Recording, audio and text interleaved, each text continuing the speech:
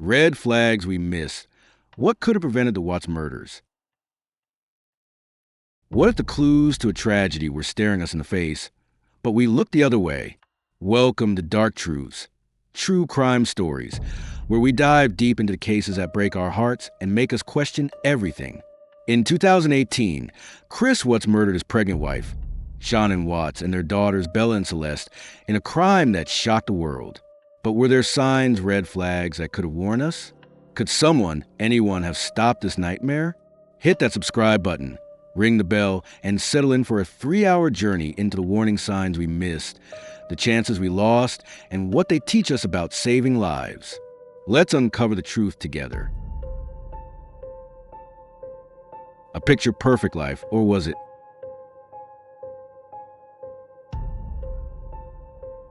Picture a suburban dream.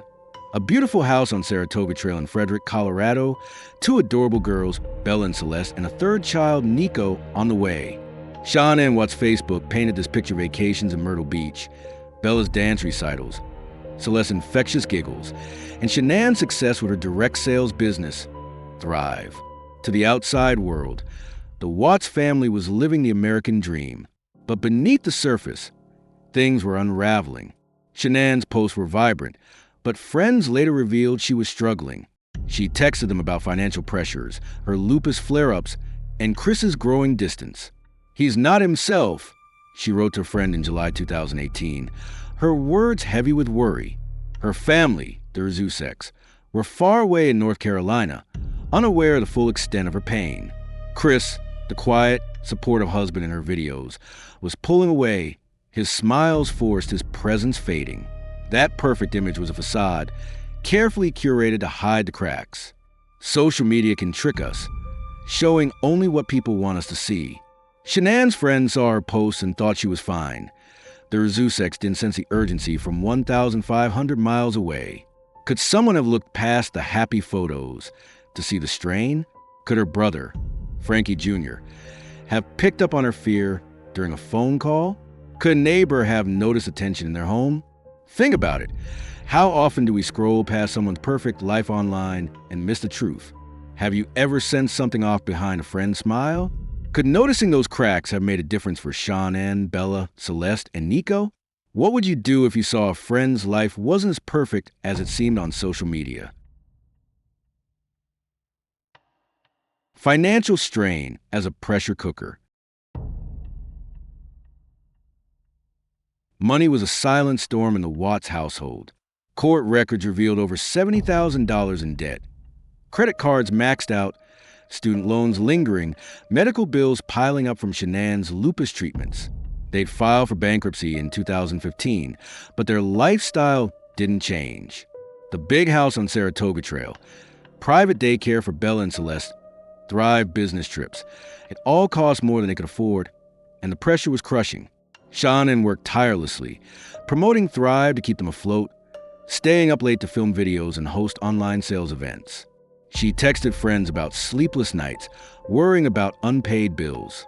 "I don't know how we'll make it," she wrote, her stress spilling over. Chris, earning a modest salary at Anadarko Petroleum, seemed oddly detached, shrugging off her concerns with a casual, "We'll figure out." But he never offered solutions, leaving Shanann to carry the burden alone. Financial stress, experts say, can fracture even the strongest marriages, creating resentment, anger, or a sense of being trapped. For Chris, it may have fueled his desire to escape, a ticking time bomb in their home. Could a financial advisor have stepped in, helping them restructure their debt or downsize their lifestyle? Could the Rzuseks have offered support, maybe urging them to move closer to family? Could a friend have noticed Shanann's exhaustion and suggested a budgeting workshop or community resource?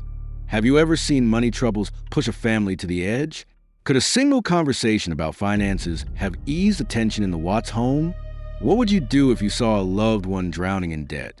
How can we help without crossing boundaries? Chris's emotional withdrawal.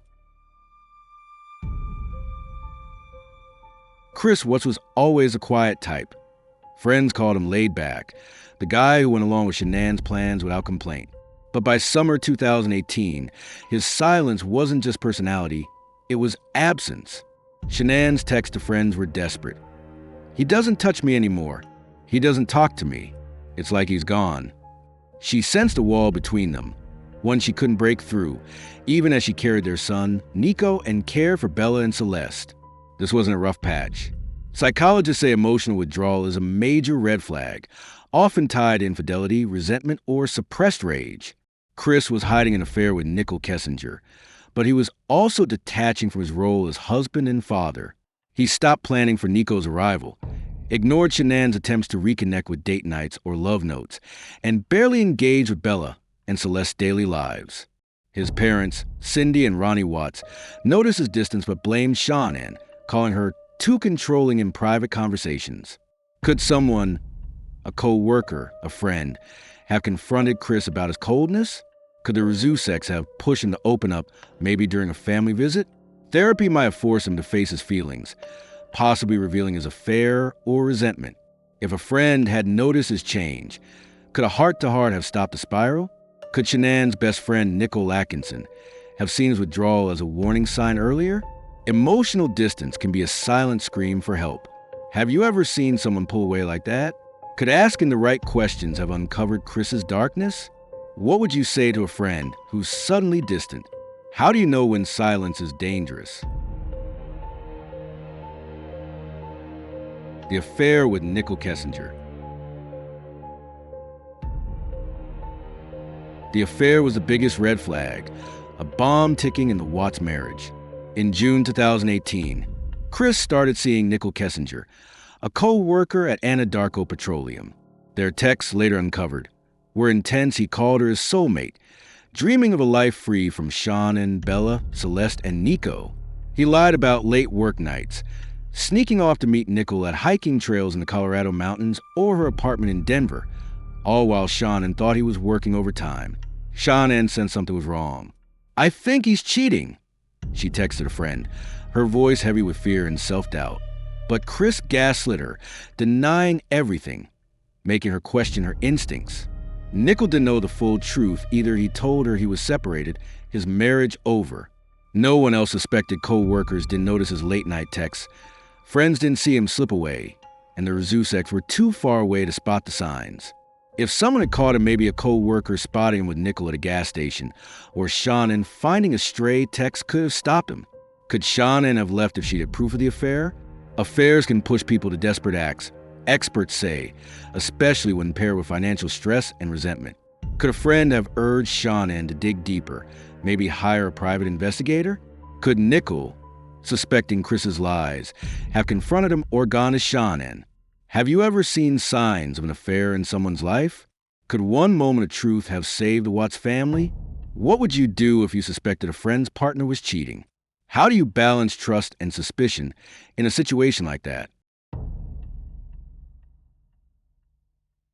Shanann's growing anxiety. Shanann was carrying the weight of the world, pregnant with Nico, managing her lupus, running her demanding Thrive business, and raising Bella and Celeste. She was stretched to her limit. Her texts to friends were raw and heartbreaking. "I'm scared. Chris isn't the same. I don't know what to do." She felt him slipping away, blaming herself for his coldness, trying harder to fix their marriage with gestures he ignored. Her anxiety was visible during a 6-week work trip to North Carolina in July 2018. Friends noticed her pacing, her voice shaky as she talked about Chris's distance. "He's not answering my texts," she'd say, eyes welling up as she sat with Bella and Celeste. She tried everything, planning date nights, writing love notes, even asking to talk about their future with Nico. But Chris was a wall, unresponsive, leaving her feeling more alone than ever. Could a friend have pushed her to seek a therapist or a crisis hotline? Could the Rzuseks have urged her to come home to North Carolina, bringing Bella and Celeste with her? Anxiety like hers is often a signal of deeper trouble, experts say, especially in toxic relationships. Could someone have seen her fear as a cry for help, not just stress? Could a support group for moms or a lupus community have given her strength? Have you ever noticed a friend's anxiety and wondered if it was more than it seemed? Could reaching out have given Shanann the strength to escape? What stops us from acting on those instincts? How do we know when worry is a warning sign? The nut incident and family tensions. Family drama was a powder keg in the Watts' lives. In July 2018, during a visit to North Carolina, Chris's mom, Cindy Watts, gave Celeste ice cream with peanut chips despite her severe nut allergy. Shanann was furious, confronting Cindy and banning her and Ronnie from seeing Bella and Celeste. "They don't respect me as a mom," she texted a friend, her anger mixed with hurt and betrayal. This wasn't just about ice cream. It was about control and respect. Cindy and Ronnie never fully accepted Shanann, calling her bossy and overbearing behind her back. Chris, caught between his wife and parents, didn't defend Shanann, fueling her sense of isolation. The fight escalated, with Shanann feeling attacked and Chris growing resentful, siding with his parents in private. This rift deepened his detachment, pushing him closer to Nichol Kessinger. Could a family mediator have stepped in, easing the tension? Could Ronnie have talked to Chris, urging him to support his wife and prioritize Bella and Celeste? Domestic violence experts say family conflicts can amplify hidden resentments, pushing someone like Chris toward a breaking point. Could resolving this feud have cooled his anger, maybe even kept him from acting out? Have you seen family drama tear people apart? Could one conversation have bridged the gap between the Watts and Zuseks? What would you do in a family feud like that? How do you heal a rift before it turns toxic? Chris's physical transformation. Chris's sudden transformation was a subtle but critical sign. In early 2018, he shed pounds, hit the gym daily, and traded his dad jeans for fitted shirts. Friends noticed, saying he seemed re-energized, almost like a new person. Shanann posted about his new look on Facebook. "Proud but puzzled. He's like a new man," she wrote, unaware he was remaking himself for Nichol Kessinger. Not for her or Bella, Celeste, and Nico. This wasn't just a health kick. Psychologists say dramatic physical changes can signal a midlife crisis, an affair, or a desire to escape one's life. Chris was chasing a new identity, one free from his family responsibilities. Co-workers at Anadarko Petroleum saw his confidence but didn't question it. Friends thought it was harmless, even admirable. No one connected the dots to a deeper motive. Could someone have asked, "What's behind this change?" Could Shanann have pushed him to explain his sudden obsession with his appearance?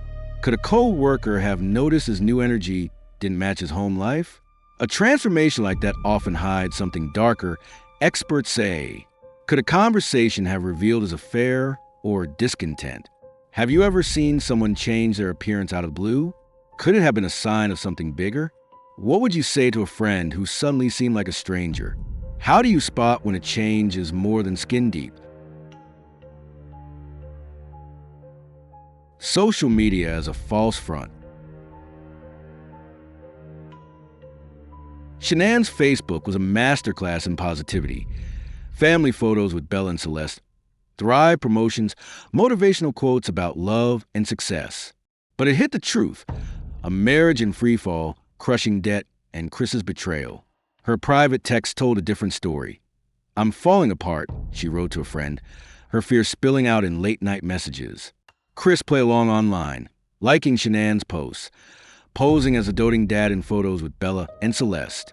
Yet he was texting Nichol Kessinger, planning a new life without his family.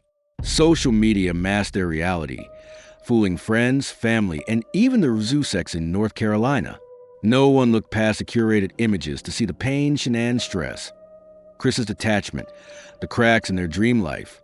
Could a friend have noticed the disconnect between her posts and her private struggles? Could someone have asked, "Are you really okay?" Social media often hides the truth, experts say, creating a false sense of security for those around us.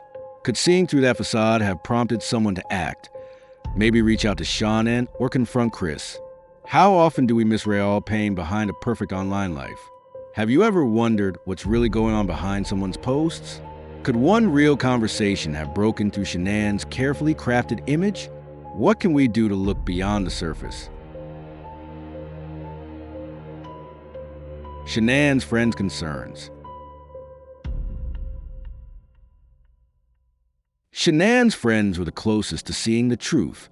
Nichol Atkinson, her best friend, noticed Chris's coldness during Shanann's 6-week North Carolina trip in July 2018.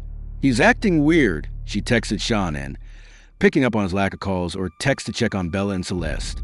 When Shanann went missing on August 13th, Nichol's gut instinct led her to call the police within hours, sensing danger immediately. Other friends heard Shanann's fears about Chris's distance, but thought it was a marital rough patch. "He's just stressed," they'd say, urging her to give him time to work through it. They saw her tears, her stress, but didn't push for answers, assuming it would pass. Could one friend have urged her to leave, to seek a counselor, to protect herself and Bella and Celeste? Could they have connected her with a domestic violence resource or support group? Friends often see what family misses.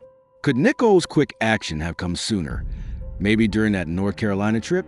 Could another friend have pushed Shanann to trust her instincts about Chris's behavior? Have you ever had a hunch about a friend's relationship that you didn't act on? Could one push have saved Shanann and her girls? Chris's lack of emotional engagement. Chris's emotional absence was stark and chilling. He stopped talking about Nico's arrival, ignored Shanann's attempt to plan for their son, and avoided family moments with Bella and Celeste.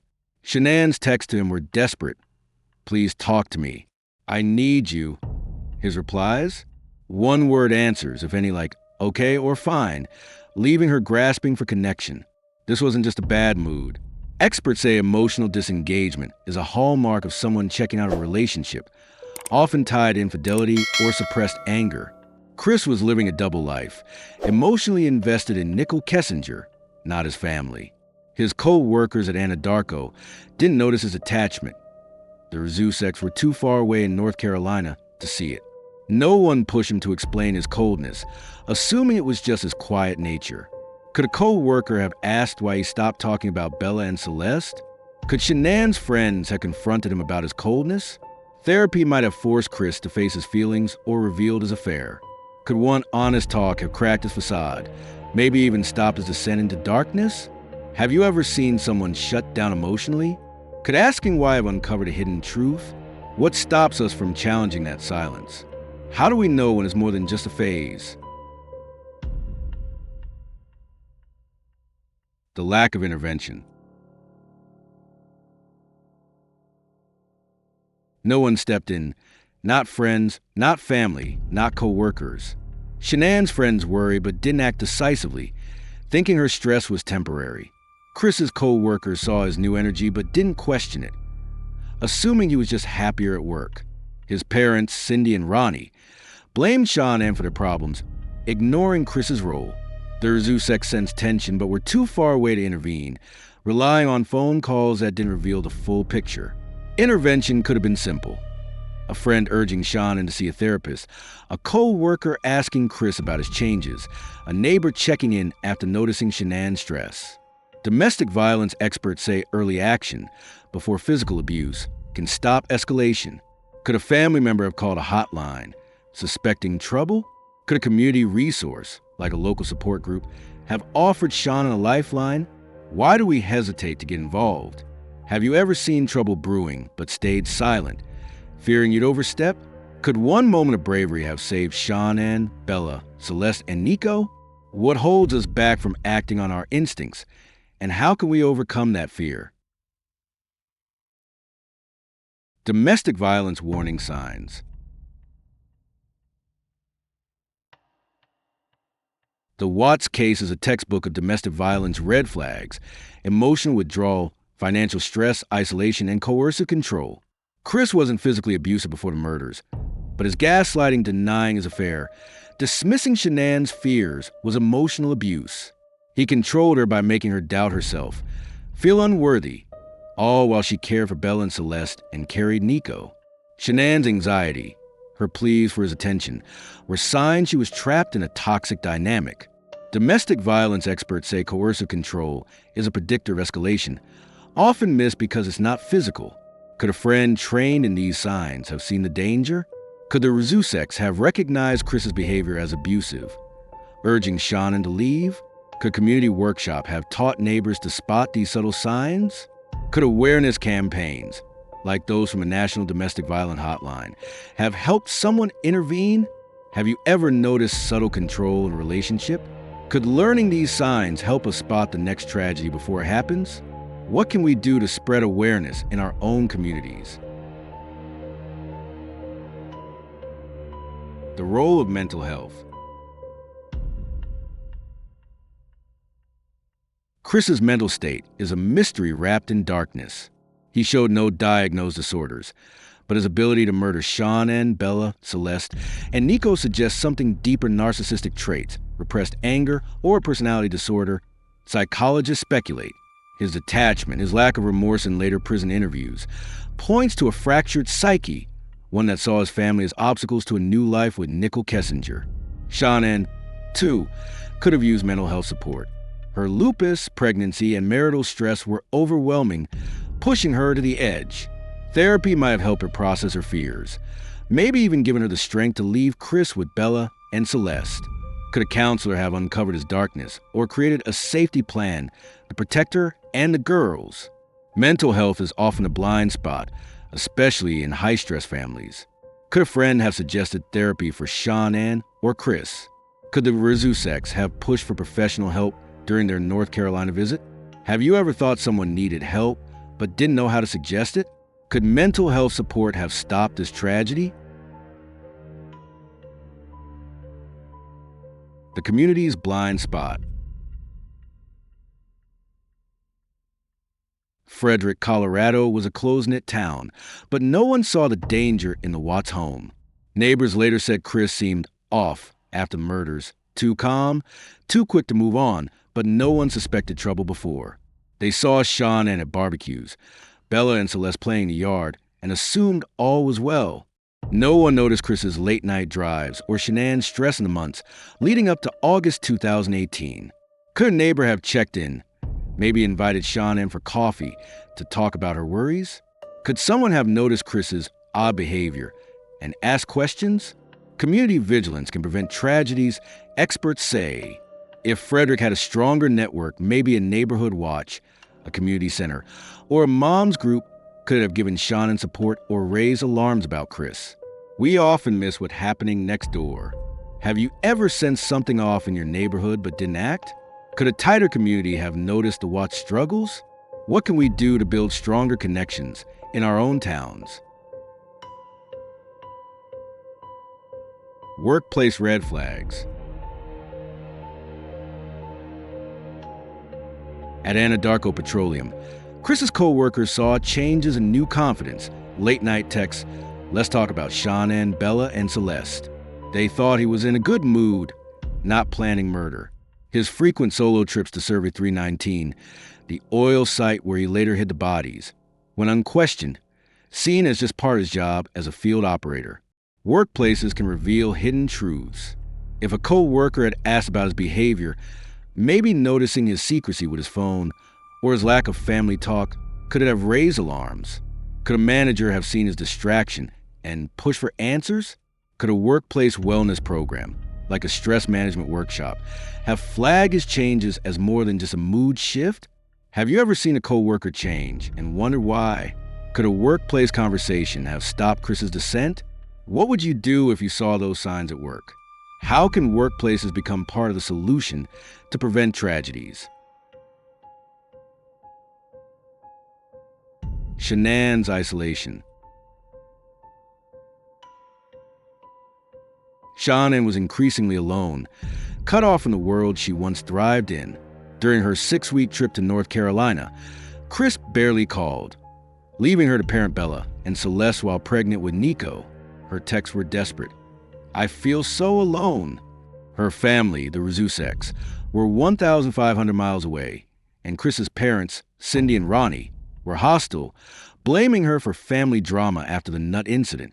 Isolation is a classic abuser tactic, and Chris's coldness cut Shanann off emotionally. Friends tried to support her, but she didn't want to burden them, keeping her pain private behind her Thrive posts. Could a stronger local network, neighbors, co-workers, A church group have given her strength to leave? Could someone have helped her rebuild her support system? Maybe connecting her with other moms or a lupus support group. Have you ever seen someone isolated by their partner? Could reaching out have broken that cycle for Shanann? What can we do to help someone who feels alone? How do we spot isolation before it's too late? The role of technology. Technology could have exposed the truth. Shanann's phone held desperate text to Chris, unanswered pleas for connection. Please, I need you. Her social media hinted at stress, with fewer happy posts in July 2018, but no one dug deeper. Chris's phone, later seized, revealed his affair with Nichol Kessinger and trips to Server 319, where he hid the bodies. If someone had checked his phone earlier, maybe a friend noticing his secrecy, or if Shanann had shared her fears publicly on Facebook, could it have alerted authorities?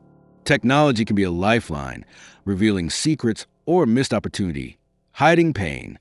Could a digital clue, like a text or a post, have saved Shanann, Bella, Celeste, and Nico? Could a friend have encouraged Shanann to track Chris's phone or check his social media? We're all connected online, but do we really see each other's pain? Have you ever missed a cry for help in a text or post? Could technology have been the key to stopping this tragedy? What can we do to use tech as a tool for safety? What could have been done? Hindsight shows countless missed chances. Shanann's friends could have pushed her to a counselor or a domestic violence hotline. Chris's co-workers could have questioned his changes, maybe noticing his secrecy or lack of family talk. Their Zusex could have urged Shanann to leave, bringing Bella and Celeste to North Carolina. Neighbors could have noticed Chris's odd behavior or Shanann's stress and checked in. Experts say intervention doesn't need to be dramatic a conversation. A resource, a check-in can change everything. Recognizing red flags like emotional abuse, financial stress, or isolation can stop violence before it escalates. Could one action, a call to a hotline, a question to Chris, a moment of courage have saved Shanann, Bella, Celeste, and Nico? Could a community program, like a domestic violence workshop, have made the difference? Why do we hold back from intervening? Have you ever regretted staying silent when you sense trouble? Could one brave step have rewritten this story? What can we do to act when it matters most, without fear of overstepping? Lessons for the future. The Watts case is a painful lesson in vigilance. Red flags, financial stress, emotional withdrawal, isolation, control are everywhere, but we miss them. Shanann's story is a call to action. Learn the signs of abuse, support mental health, build stronger communities. Nicole Atkinson's quick action after Shanann went missing shows the power of instinct. Could we all be more like her? Trusting our gut when something feels wrong? Training in domestic violence, mental health awareness, and community support can save lives. Programs like the National Domestic Violence Hotline offer resources to spot and stop abuse. Could Frederick have had such a program, maybe through a local church or a community center? Could we start one in our own towns to prevent the next tragedy? What can you do to spot red flags in your life? Have you learned from a case like this? Could you be the one to stop the next tragedy by acting on a hunch? Are you ready to learn the signs and make a difference? A call to see the signs. The murders of Shanann, Bella, Celeste, and Nico were a tragedy that didn't happen out of nowhere. The red flags were their Chris's coldness, Shanann's fear, their crumbling life. But they were missed, ignored, or misunderstood. This story isn't just about what went wrong, it's a call to do better, to look closer, ask harder questions, and act when something feels off. Because the next red flag you see could be the one that saved a life. Thanks for joining us on this 3-hour journey into the heart of the Watts case here on Dark Truths, True Crime Stories. If this story moved you, hit that like button and share your thoughts in the comments. What red flags have you noticed in your own life? Don't forget to subscribe and ring the bell for more true crime stories that challenge us to see the truth. We've got plenty more coming, so stay with us. Until next time, keep your eyes open and keep fighting for the truth.